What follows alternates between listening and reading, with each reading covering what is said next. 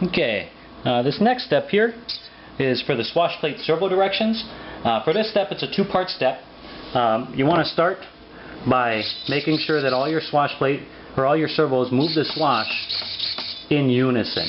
The direction at this point is not relevant. What is relevant is if they're all moving at the same time. You can cycle through the different settings.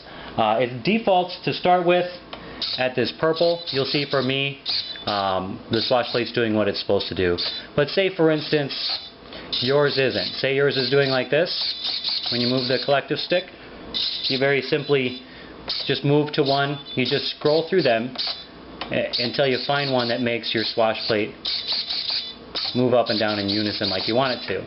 Once that happens, then that's where you want to worry about the directions of your deflection. You'll notice for me, my collective is doing what it's supposed to do. My elevator, forward gives me forward, back gives me back. My aileron, you'll notice, is its opposite. You know, right gives me left, left gives me right. Now this is a point where I had to unlearn the idea of ECCPM mixing. You know, in that mixing that we're traditionally used to doing with a flybar, each servo has a role to play. You know, aileron, pitch, elevator, and you would adjust that in the radio separately.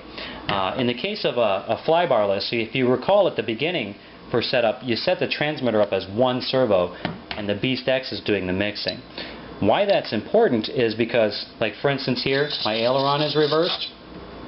I don't have to play around with reversing a couple of servos at once. That won't work. I have to remember that I'm actually reversing a function, not a servo. So the function of aileron here for me is not going the right way. I would simply reverse my aileron. Now my aileron function is functioning like it's supposed to. So good elevator, good aileron, good collective.